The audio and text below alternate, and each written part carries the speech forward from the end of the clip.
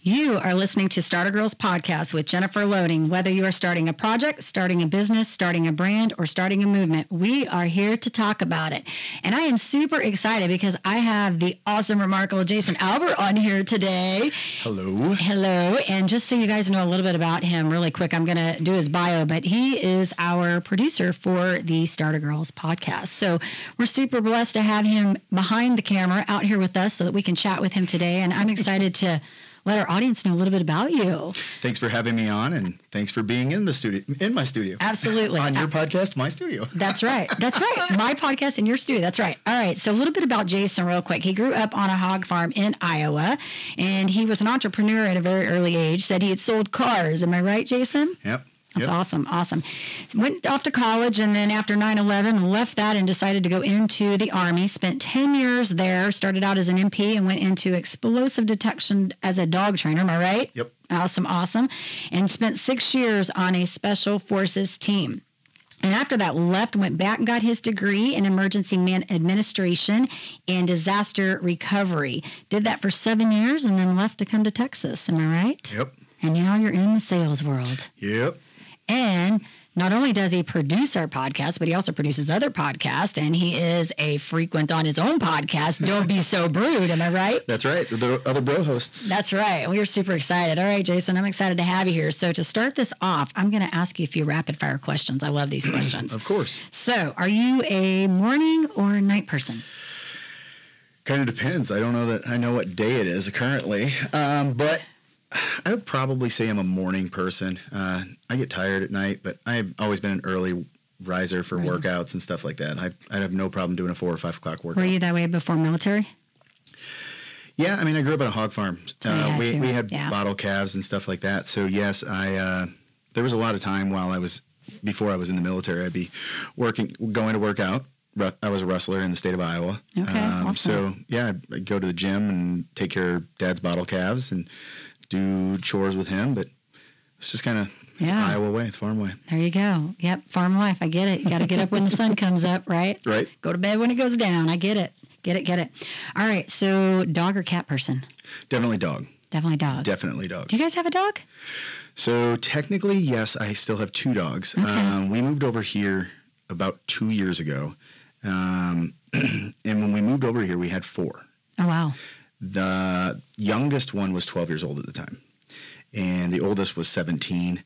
They, Harley at that time, a miniature dachshund, was blind, losing teeth, all of that stuff. And basically, we were like, we're moving into some rent houses. We'd never been to Dallas-Fort Worth before. We wanted to get to know the community, know where to live, how to travel and live in such a big metroplex, right. And we left them at my in-laws in North Louisiana. They literally do have an upstate farm. Wow. And so they stayed there because they were old, they knew how to get around. We've lost 2 since then. Okay. And so that's what kind of narrowed it down. The old age finally got up to 2 of them, and with everything that's been going on, everybody's like, oh, you should get your son another dog and start training. You got some free time around when you're not up at your studio. And I was like, I feel bad about my dogs that are not with me. Right, so right. I'm an emotional dog person. I get it. Emotional dog. I'm impressed that you had a dog that lived for 17 years. That is wow. Miniature dachshund, nonetheless. Wow. Miniature dachshund, losing teeth, going completely blind, probably deaf, but she came with the marriage. Gotcha. She came with the marriage, and sometimes I wonder if my wife married me just so that way she didn't have to get rid of Harley's stepdad. That's so funny. Or whatever like that. But Harley was my dog. She was definitely she was 5 years old, I think, when we first got together, and she definitely was my little best friend. I'm impressed. 17 years. We had a lab that passed away in November of 2018, and that dog, all of our pets have been rescued. So we rescued this dog when we moved to Dallas. So the interesting thing, we kind of put everything together. Like my son was born in 2004. We got this dog in 2004, got the house in 2004, bought a new car in 2004. So everything was linked together. Big year for you. Yeah. And so when this dog passed, he was a year, almost 18 months when we got him. And so when he passed, he was probably 14 when we took him in. He might have been 15 because he was a year. And the vet was so impressed that we had had this lab for that long. That's crazy. Yeah, true story. He actually ran a 50-mile race. That dog ran a 50-mile for real. Go out with you or Ryan? Ryan. Yeah.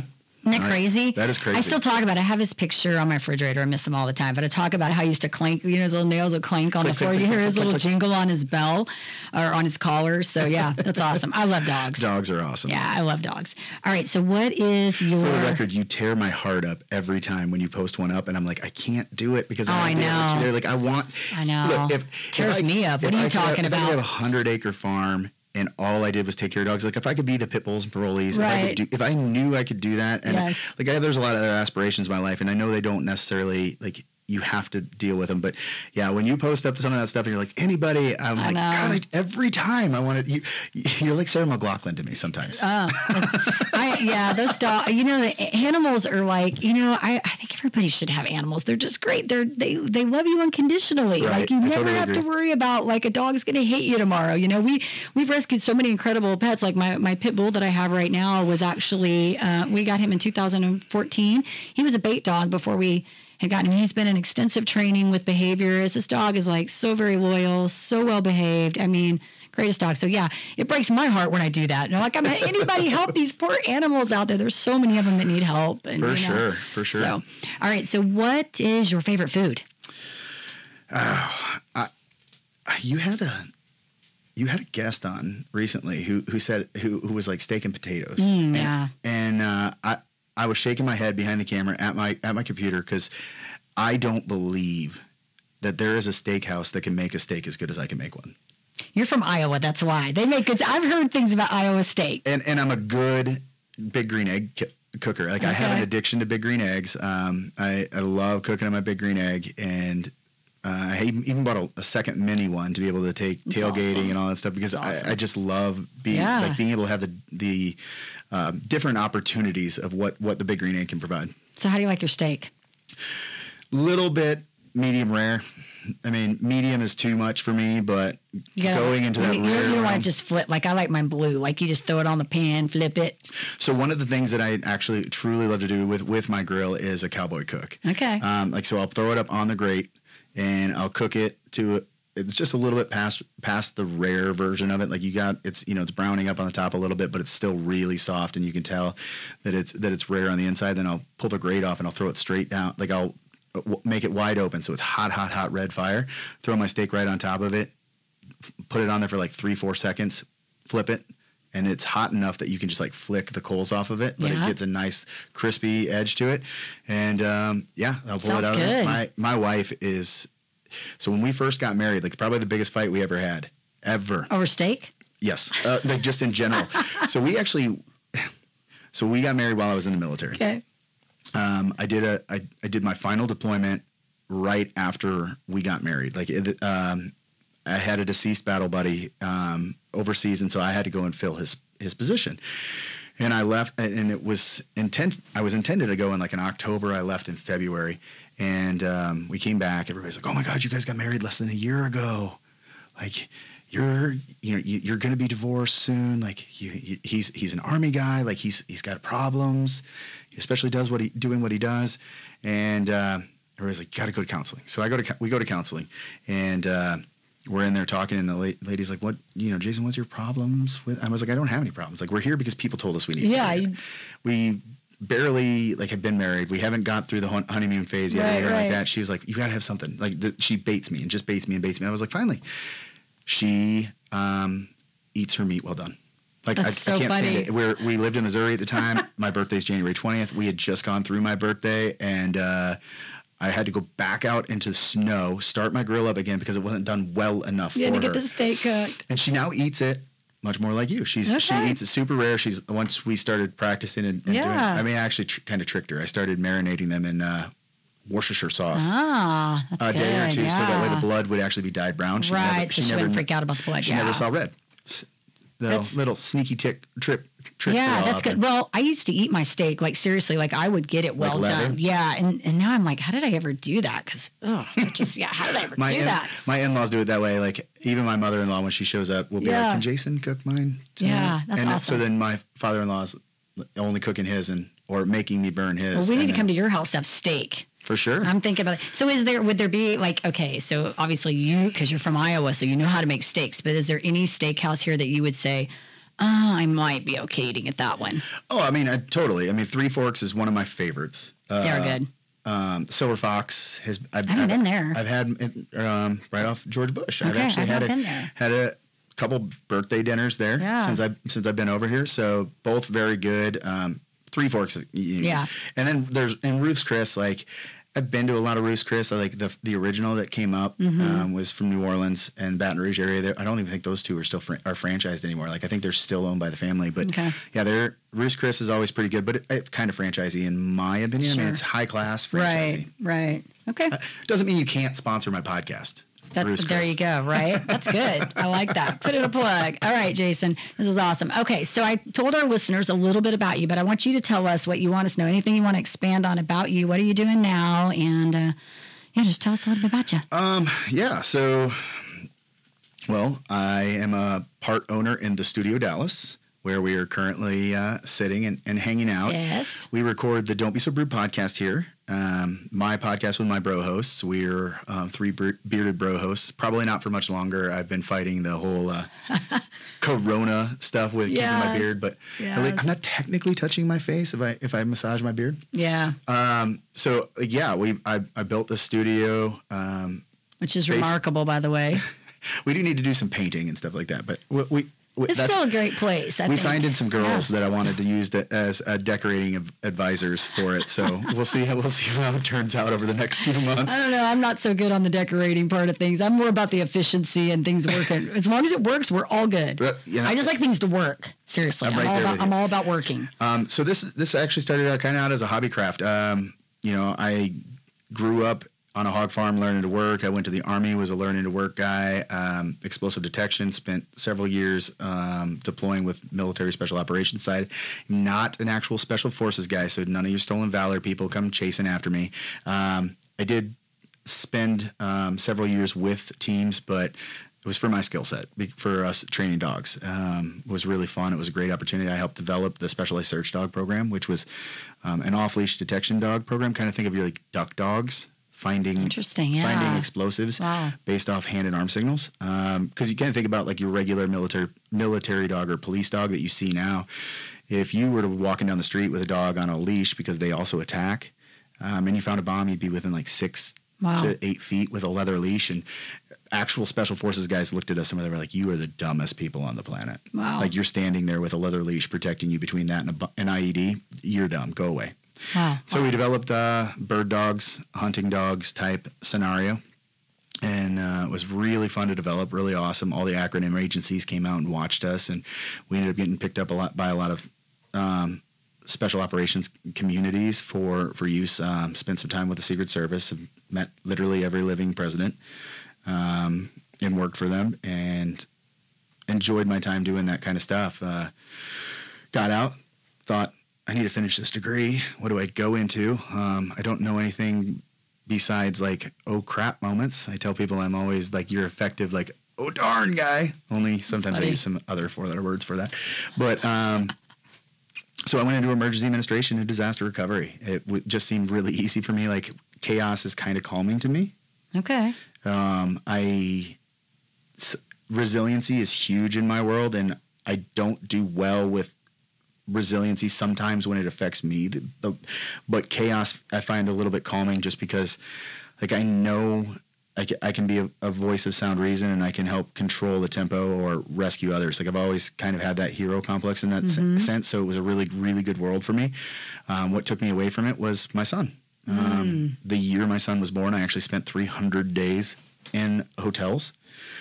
From the day he was born to the day we had his first birthday. Wow. And then 2 days after his birthday, I left and flew into Houston 4 days before Harvey hit. Wow. And I managed 2,000 trucks down there, and I went to Irma in Florida, and then I went to Maria in Puerto Rico, and I was like, I just couldn't do it anymore. Like my wife called and she's like, we're getting ready to plan Colton's like second birthday. Like, you have any ideas? Or when you'll be back, like what we should do. And I was like, oh no, I gotta quit this. Yeah.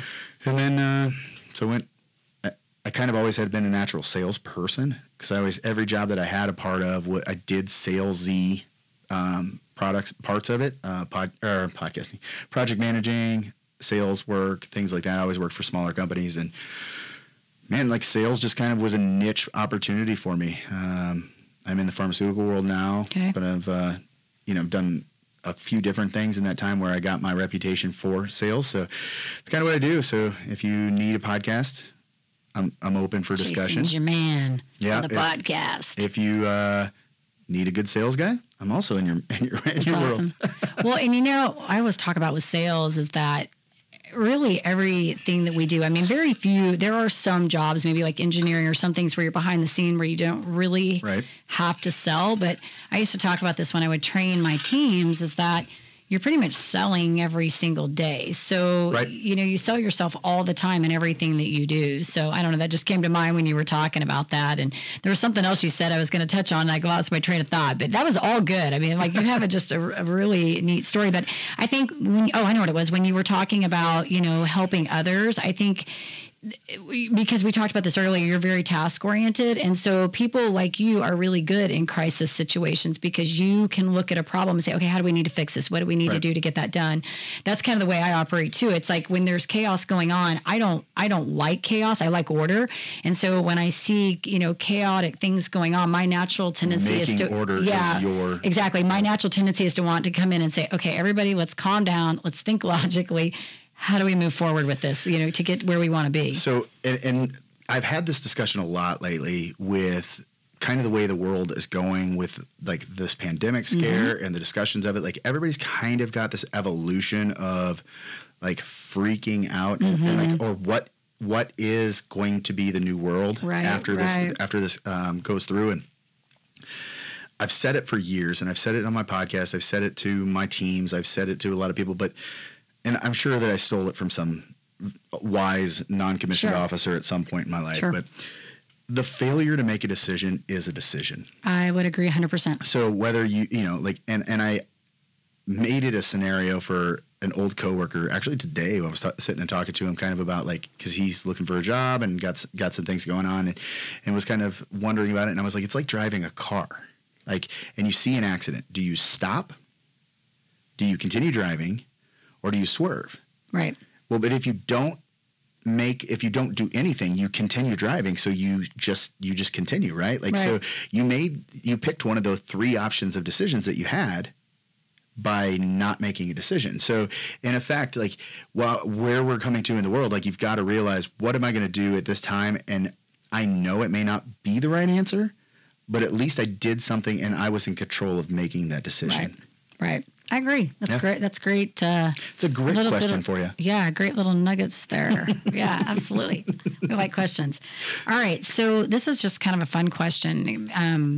Talking about your childhood. I mean, obviously you talked about being kind of an entrepreneur at a very young age. So you've been selling for years. You just kind of moving and I've said this several times in different shows. We said it on the past show when I had Charles Reed on here that, your strength and your talents, they find you. This was one of my guests that came on my show back, a few weeks ago, and she came on and said that. And so was there kind of I guess as a child, did you have maybe a moment or something that maybe impacted who you are today? So one of the very first jobs that I had that was an actual job where I went on a time and I was on a schedule and they chose me to do certain things, right? Everything else before that had been babysitting or assisting on somebody else on another farm or, baling hay or something like that. But this was the first real job. And I actually have always been a very non-traditional person all the way through. I actually worked for a sports complex in eastern Iowa. And I started as a guy who just sat out the gate and took the dollar as you came in and made sure we got revenue from the gate, right? But I worked hard and I tried to do more every time. I'd pick, the trash up off the ground and throw it away. The way my dad raised me, the way that I was raised in the community that I was raised. And I just kept evolving there. And before I knew it, I was an assistant manager and I was chalking fields and I was mowing. And I was going up, if it rained, I was leaving school, as soon as I could leave school to get there to do work for them, even knowing that wasn't going to be my career. But it was putting forth the best effort. And we sold Oakleys while we were there. And I wanted a pair of Oakleys. And I didn't make enough money to actually buy Oakleys at that time. We're talking mid 90s. Right. So I started, what I would do is I'd kind of take them on loan from him. I did not steal them. Wow. I literally would have them on loan. Like he would be like the boss would be taking a little bit of money out of my paycheck until I gave him the rest back. But That's awesome. I would take them and I would wear them and I would sell them at school. It's awesome. And so basically it got to the point where like I could afford several pair, and I always relate it to like the Kill Bill, the first one. Sheriff pulls up and has all the sunglasses there. Right. I was like that in my high school. I would show up and I'd have them there and be like, that was my glasses case. People would be like, I want that pair. And all right, here's the price that I have for them in my little notebook. And it was kind of always like, I never wanted to be an inside salesperson. I never wanted to do, like, I always wanted to be an outside sales. I always wanted to be an account manager and things like that, because that was kind of the way I grew up. Like I took care of what you wanted today or what you needed for this scenario. So yeah, that would probably be it. Like I found that little niche because I didn't have enough money to do what I wanted to do. So I found a way to make myself the money. I like that. It's awesome. You're a mover and a shaker. That's what I call them. Or maybe what's the word we always talk about? We joke about hustler. I'm a hustler. Some people like that word, some don't. I like it. You know, I'm okay with people calling me that because I say it means I'm moving, making things happen, and shaking things up. You know, like there's got to be people that get things done. And that's, I mean, there's people that watch and there are people that get things done. And you're definitely one of the ones on the get things done part. Try to. So, exactly. So kind of a question, this is a good one I always like to ask when you're going after, because obviously in all these things that you've done, we just talked about it. Like when you didn't have the money, you figured out how to make the money, like earn it so you could buy these Oakleys. So when you're going after, say, a project or a goal, and this is my favorite question because it's about the mindset. And I love talking about the mindset.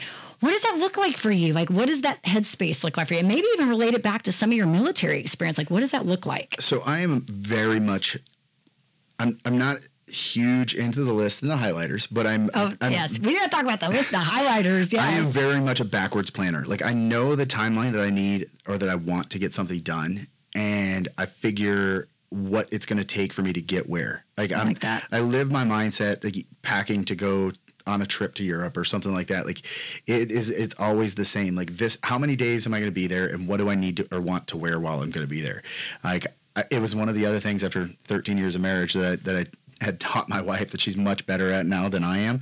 I need a black pair of shoes and I need a brown pair of shoes for her. Smart. Like I need what jeans go with this, because we'll probably wear jeans half the time. What outfit to a nice restaurant would go with this pair of pants or in these shoes. So now I have a brown and a black nice outfit, and I have jeans that can wear with both. And then we break it down to the blouses or the shirts for or something like that. And because then we don't have to carry 4 big old bags onto the airplane. Right. More or less we can check one mid-sized bag that probably won't get lost or broke, and then we can carry on a backpack to take care of ourselves in the scenario. So yeah, it kind of equates back to like maybe Tetrising. Like I'm good at packing the car because I used to play Tetris and Dr. Mario as a kid. And I forgot about Tetris and Dr. Mario. So I think that backwards planning is kind of part of my way of making things fit what I want and the way I need it, and but giving the world to have a little bit of an opportunity of chaos and it not knock me off my game, maybe? Yeah.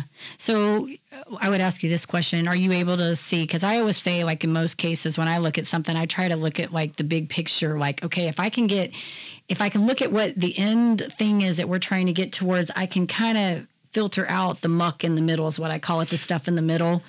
I think that's part of like, even I keep relating to this packing thing, but you know, everybody has stuff they want to take, or they have stuff that they feel like they need to get through and that they want to get hung up on. And I've kind of been like, what are the big things I need? What gets me through the day? And I think combat, and I think packing to go into combat is very much that thing. Like, just because I want my Game Boy or PlayStation to go with me doesn't mean that I need it. Right? Yeah. And we can find a way to get a gaming system or something like that that's there, because I'd much rather make sure I have, you know, a backup knife. Right. Or take in more mags or ammunition, so that way when I get over there, like, I know that I am carrying what I need. Because the day that my battle buddies or the guys that I'm fighting with need me is not going to be the day that we're losing on Madden It's going to be the day that we have a rollover, or somebody, like, we have something negative happen to us and we can't exchange extra ammunition from one truck to the other. It was always about, like, I am definitely an overpacker because I'm an over-preparer. Okay. I over-engineer way too many things. I mean, i.e. probably the studio to some extent. Studio is awesome, by the way. I love the studio. The studio is awesome. This is one of my favorite places in all of Dallas-Fort Worth. Like, I love just being in this room. So, but yeah, I think that's a little bit about it. Is like, I know where I want to go, and I know what I got to have when I get there. And I try to make sure that I never leave anybody else in a lurch because of it. So does that answer the question? Yeah. Well, and it's making me think, with all the stuff that we have going on, even with the corona right now, it's that, we're talking about the preparing and looking past that. There's so much, I don't want to get on that whole topic because we could be here for a while, but there's so much of the blaming. Everybody's pointing fingers all over. And my brain just wants to say, let's stop with that. We're not getting anywhere. We're not getting anywhere. We need to get into proactive mode. What can we do with what we have, where we're at right now, to go forward? You know what I mean? Well, so I think one of the things that comes to mind, and I think I mentioned it to you earlier. We may not have actually, like, hung on it for very long, but it's getting through, like, I guess, the Facebook attorneys. Like, we used to always call them barracks lawyers in the Army. Yes. Private Johnny knows Specialist so-and-so and Sergeant so-and-so who know that this is the way it's supposed to be done. Right. But there's a lot of people, and I've shared some stuff on there, and I'm trying to keep, like, people's minds focused on it. Like, you got to, because I come from the world of emergency administration and disaster management. Right. So, like, when you're trying to find your way through the garbage information and the stuff that just doesn't work. I mean, like, one of the things I've seen reported a lot on this is America leads in confirmed cases. Yes, this one drives me crazy. Well, yeah, of course we do. We all have cars, and we can go to a hospital if we wanted to. Right. We are one of the richest countries in the world, so we can afford to have the tests while we're there. Like, we're not in socialist, communist, like China, where you're basically just forced to deal with what you deal with unless you're part of some party movement. So for me, it's like, of course we should be. Right. Because we have a massive population, and we're an incredibly wealthy population.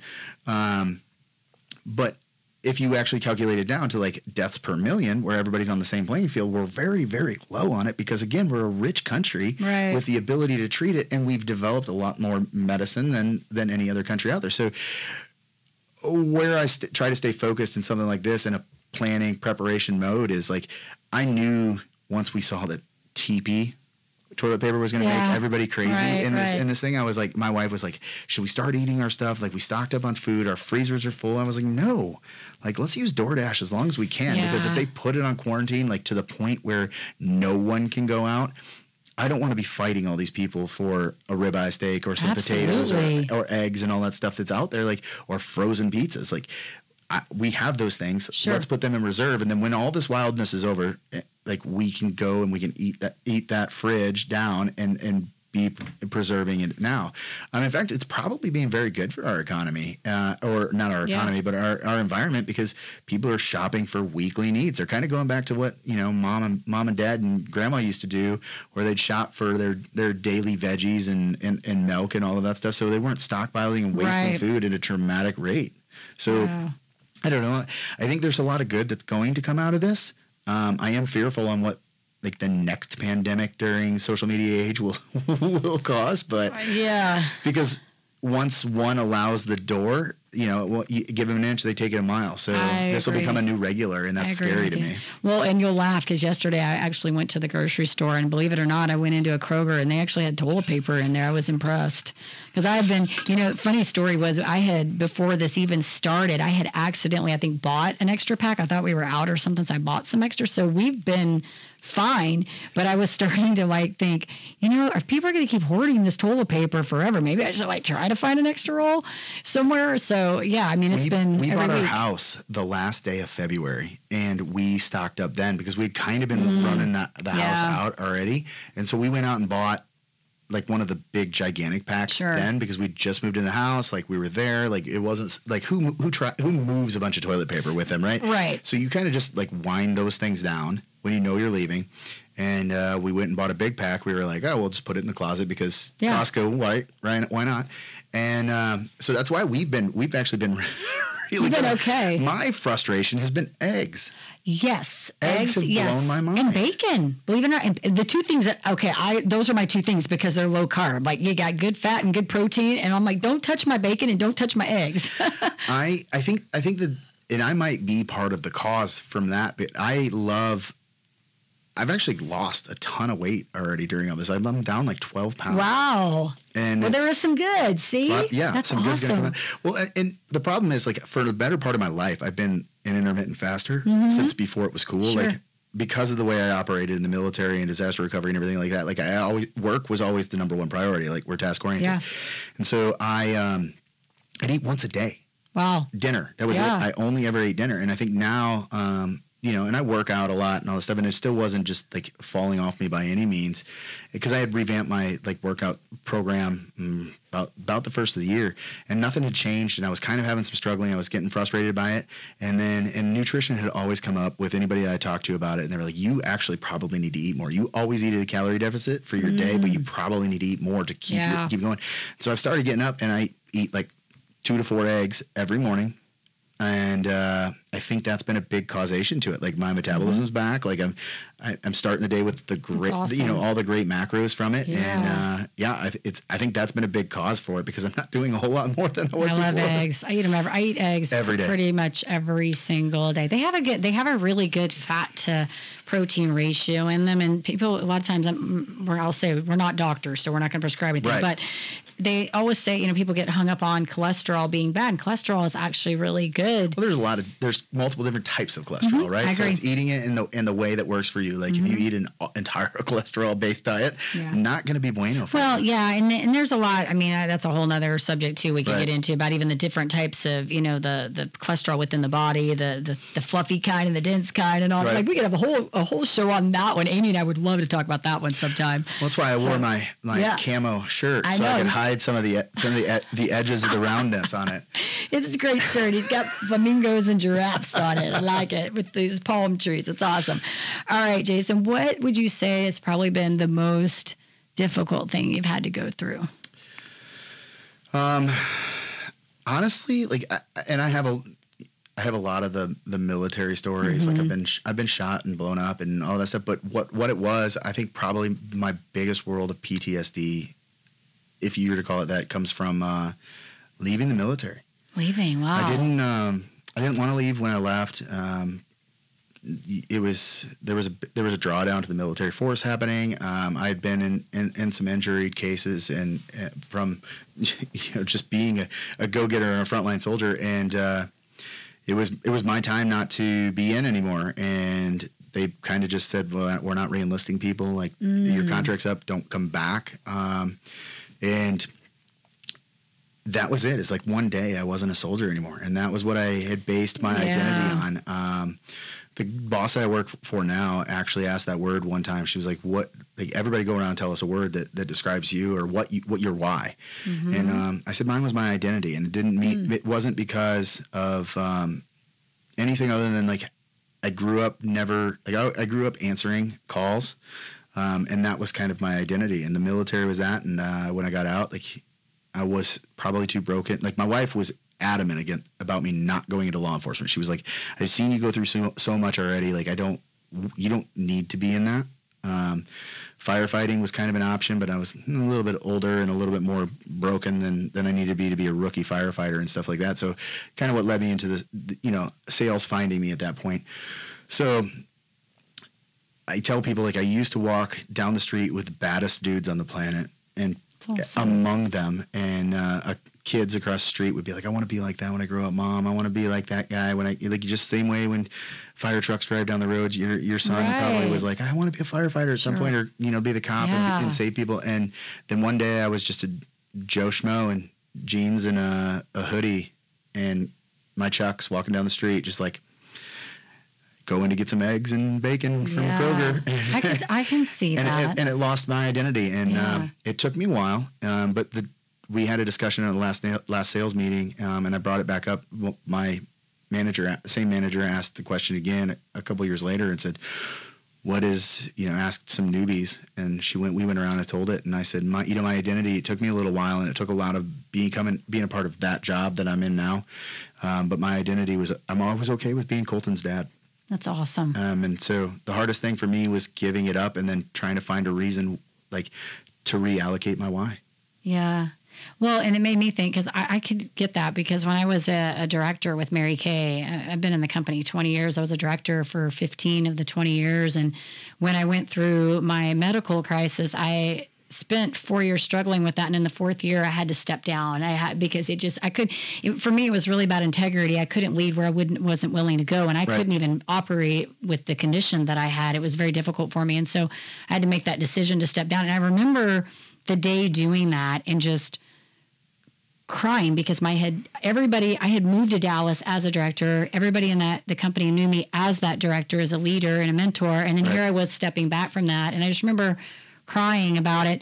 But then the next day I remember waking up, and it was like this brick had come off my back, because I no longer, for me at that time, it allowed me to put my focus where it needed to be. Like when you said be Colton's dad, it allowed me to go back and say, Jennifer needs to get healthy. She can't operate like this, and she can't lead people where she's not willing to go. Yeah. And so for me, I talk about it all the time that, I remember being like devastated, because that was my identity, who I was. In fact, I remember even going back to the meetings, and all of a sudden I'm now back at a consultant, and I'm like, wait a minute, guys, I was a director. Like, I was your leader, and now you're treating me among the peers, now, no. No. Yeah. I totally get that. I mean, I try to be that. I try not to be that way. Yeah. Since I'm not in an emergency administration role, I'm not working in disasters. I'm not in the military. Like, the world has changed from when I did both of those things. And, while I have a lot of value to add to this, and that's one of the things why kind of during this pandemic that I've avoided kind of responding or posting a bunch of stuff unless I know I can really validate some numbers and have a quality discussion with somebody. I stay away, because I'm not there today. And the reason, when this started, one of my business partners here, and for my bro host, Scott, he actually asked me, he's like, what do you see from this? And I was like, what's most frustrating to me is I don't know. Right. And he's like, well, what do your friends from the industry know? And I was like, we were in a more recovery side from where I was at. So the people that I normally would go to and ask these questions and have my background or facilitate discussions were not, one, they weren't going to talk to me, and two, they weren't the people who had the best insight anymore. I was accustomed to being a part of storms and recovering a city or an environment or an entire economy in a local state for part of it, and helping generate that. I mean, I was in EOCs in Harvey and Houston, and with leadership, and walking out the day after the storm stopped and looking around and being like, this is how we evaluate it to municipality leadership. And I was so far from that now. I was like, I don't even know where to go, because those people, they don't know where to go. I mean, I don't think that a lot of the surgeon generals and stuff that are standing in front of these meetings have a real good bead at this point on this pandemic. So it's just kind of, yeah, I think there's a lot of guessing going on, right? Nobody knows. But I think, the logical and I think we need more of that practical and logical. Let's calm down. We can't solve problems when we're in hysteria. We cannot, when there's mass hysteria going on. My favorite is the people who told me that this is the flu, it's SARS, it's H1N1. Then they were like, it's Ebola and HIV all mixed into one because it's man-made. I was like, you do know that it doesn't work that way, right? HIV and Ebola are not transmittable by what they're saying this is. Now, if it is, we have a different problem, and we're not being told the entirety of the situation. So we'll take it as we will. Yeah, there's a lot of stuff. There's definitely a lot of stuff going around right now. We could have a whole long conversation, I think, on that one. Man, there's a lot. But this is kind of a fun question for you. Who would you say is your biggest influencer? Or maybe had the most influence, I guess, on you? I mean, obviously, I've had a ton of them. Dad was one.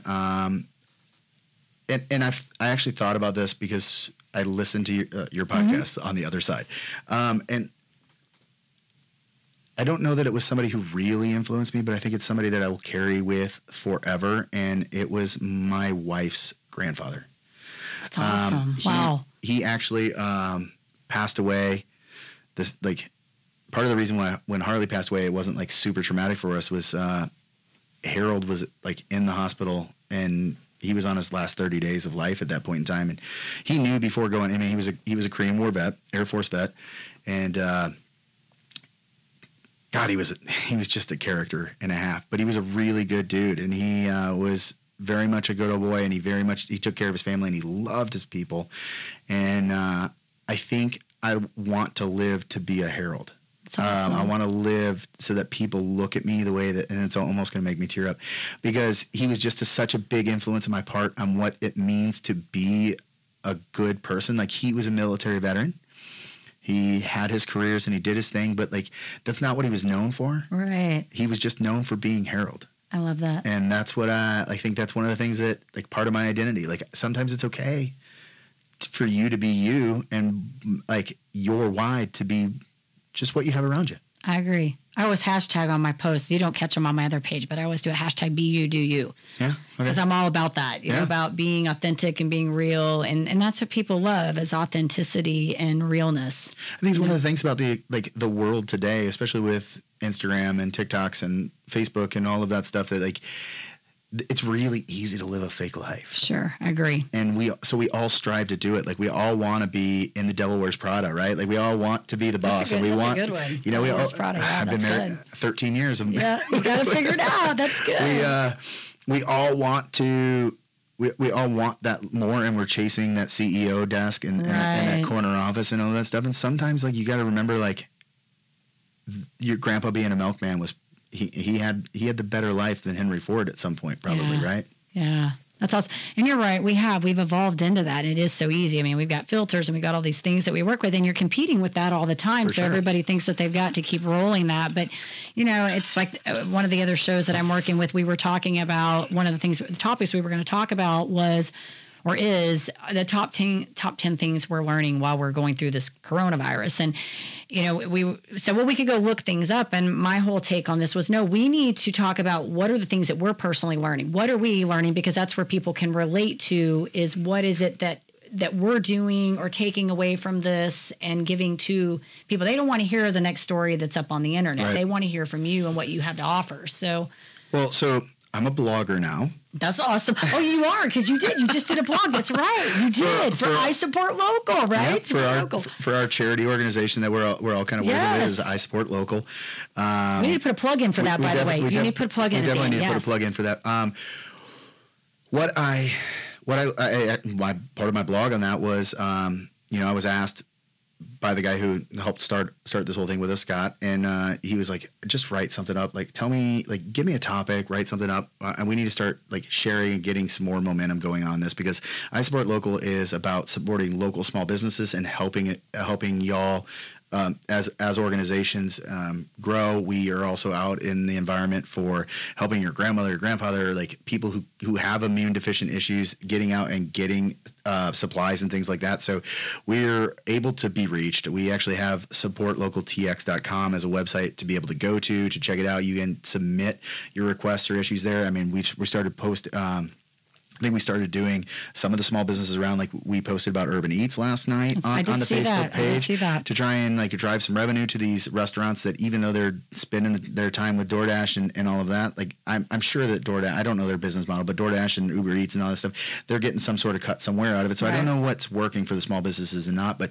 talking to these small businesses, talking to these small restaurants that you knew around, like even just calling, just to find out, like, hey, like when is not the busy time, or Facebooking them or whatever, and saying like, when can I get a different set of meals or whatever like that from them, and or help out, you know, the old lady and man at the end of the street. Can we send food or something like that, because you know that they're not going out because they're in that demographic that's dangerous for it. So I post a blog about it, and my take at that point in time was, what are we going to do during this time? How are you going to survive this? And I sat down, and for me, when I broke it apart, it was like bettering my relationships, bettering my home life. Like I talked about I'm not going to do it because I can't dance to save my life, but like the taking some dance lessons from YouTube or whatever like that to make the spouse happy. Have you back on and have a dance show. No, we can have Brandon on for that one. Dr. McDancy, but Dr. McDancy. One of the things, and another coworker, she was kind of freaking out the other day talking about this, and her significant other has been part of the layoff of the Yes. furlough because of the economy. And I was like, look, we're all in the same boat. Right. Everybody that's furloughed is going to be going back to needing jobs. Like, it's not like your company went under and laid off 80 people or something like that. Like, and now those 80 people are going after 6 jobs with a competitor. Right.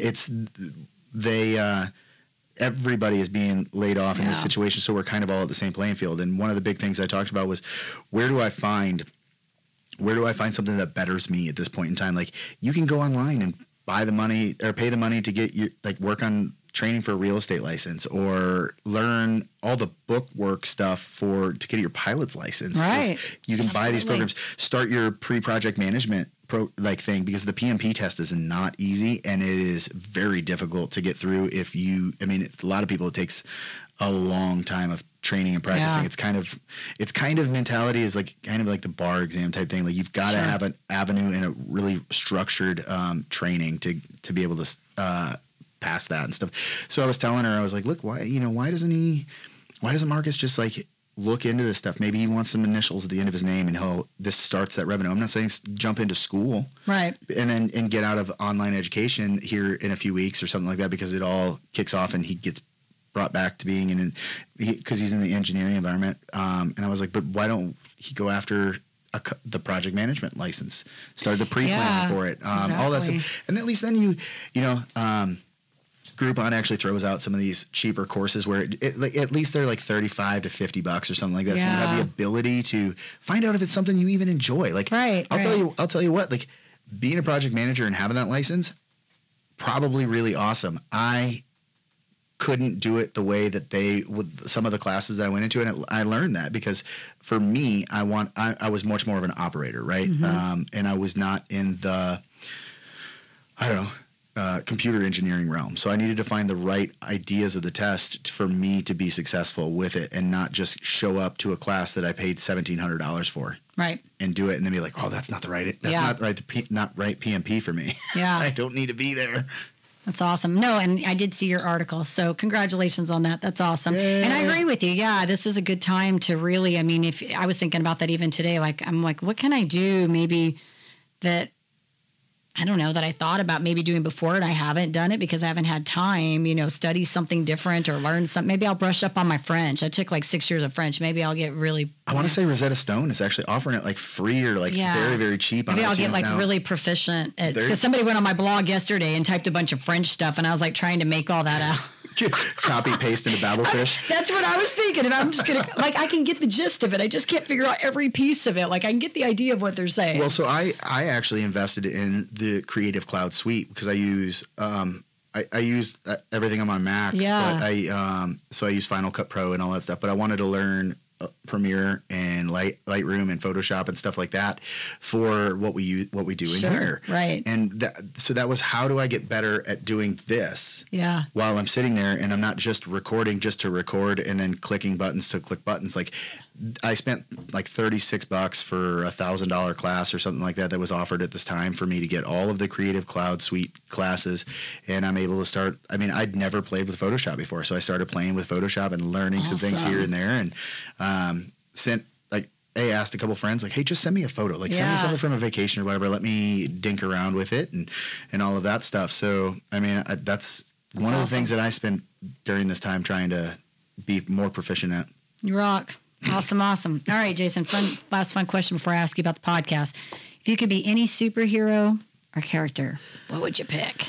Oh, man, I go back and forth every time you ask this question. Like, I know. I always like to get everybody to think on this one. It's a hard one for a lot of people. Well, you ask it at the end with all your guests. So every time I'm like, God, who do I want to be? Like, I've always been very simple because I've been on the Superman or the Batman route. And I think I'm probably, while like growing up in high school and all that stuff, under my wrestling warm up and cross country warm up and track and all of that stuff, I always wore Superman shirts. It's awesome. I mean, we're talking 90s, right? Like that was a big thing. Yeah. In fact, I even have a senior photo in a Superman shirt because I was that well known wearing it. That's funny. But I think I have to go Batman in this because he's got a cool car. For sure, and I'm definitely a car guy. Yes. But he's dark. And I think that the reason I'm there is it's mysterious. Well, and trauma initiated a lot of that. And so out of the trauma, he's kind of a bad guy if you actually think about it. Like he's not an okay dude. Like any other normal person being out doing that who isn't Bruce Wayne. But I mean, goes to jail. Right. But because he has a cool car and a sweet belt. Batman. A sweet belt and a cape, he gets away with it. But but out of some trauma came like his greatest feature to provide to the world. And you know, he likes to answer the call, and I'm kind of coming up with all this like literally off the cuff because I go back and forth about it all the time. But I think I have to go with Batman just because I think that he's not a true to form superhero. He's got a lot of cool gadgets and stuff like that. And he did it because it felt like it was important to him and it was a calling. That's awesome. That's awesome. All right. So real quick, tell us a little bit about the podcast, where they can find you guys at. What do you guys do on the show? Because it's a fun show. It is a fun show. The Starter Girls has actually been a guest on there. We were on before you had come on to the show, but we were a guest on there. Yeah, we need when to we first started. I know. We need to get you guys all back on ours, I think. Man, I don't know if you can handle that. I think it'd be fun. we got this. We got this. we might take over your podcast. We'll fight in there. We'll fight in there. So we are the Don't Be So Brewed podcast. You can find us wherever you listen to podcasts, specifically our YouTube page. It is youtube.com/Don't Be So Brewed. We post once a week at least. We have a video podcast that we put out on there. The Facebook page, Don't Be So Brewed. We are a big part of what helped start the Support Local TX, but we've actually been prescribed. We've been described as the Seinfeld of podcasts because we're really about nothing. Like the name started because we thought the guys who Scott and Brandon, who were the initial two hosts for it, were like, we'll drink some beer, we can drink tea, we drink coffee. Like it could be recorded at any given time, and we'd always be drinking something brewed, but. It was a good play on words for it because we feel like we can talk about whatever we want or whatever we need on it. And they started it with an intent to have a lot of entrepreneurial input and like drive small business and all that stuff. Small business is a big part of the three of us for sure on the podcast. While we started that way, it kind of fell like especially when I came on, like the bro host mentality was actually really fun to be a part of. So, we've stopped a little bit of that. I think that we're going to try and bring it back in a form of an addition, like a side podcast to it, where we talk strictly about that. We also do Don't Be So Brewed lives. We call them overtimes. So like if there's a big fight coming up or a football game, like we streamed the LSU National Championship this year from my media room back at my house. We did both first and second half, and it was a lot of fun. Like, so we decided we were going to do overtimes. That's awesome. And we've done them here now with some of the UFC fights and things like that. And so we just have a lot of fun doing it. It's kind of, I think it starts with the mentality of like we could be sitting at a bar and having a beer and talking and just like wasting the paycheck and wasting the time and not being around. But guys specifically need bro time. And I think and I think that was one of the things at the military why I struggled through it, right? At the end of it was I didn't have as many dudes around that were just guys that I hung out with. And these guys were that way. Like they were like, instead of let's drinking at the bar and having a beer and just being around each other or whatever, like let's record it because we're hilarious. And people would love to listen to us. Yeah. I mean, that's how we sold ourselves. So that's awesome.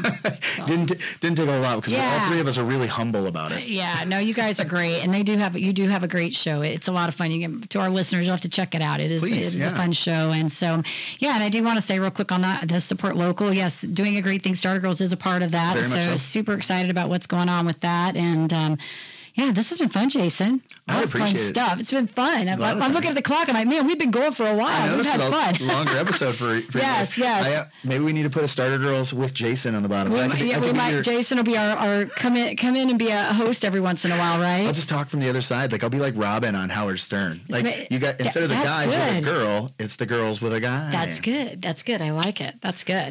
Awesome. Well, thank you for all of that, and thank you for your service. I mean, wow. It was my pleasure, and being here has been my pleasure too. I'm always in here for your episodes, and I've loved a lot of your episodes. Thank you. They've been everything that I've been a part of has been super awesome to figure out and meet people that I never think I would have met. We've had a lot of really incredible guests in here. And it's fun. And it's fun working with you two. Yeah, I know we're missing Amy because she hasn't been in a few weeks. But like I love hanging out with you guys in here because you guys are a really fun podcast to be a part of and watch. And we like having you helping us out. Thank you. Anytime, dude. It's awesome. All right. So what we want to say to our listeners, if you love our podcast, be sure you give us a rating both on iTunes and Facebook because we can't do this without you. And with that, we are going to wrap up with our mantra.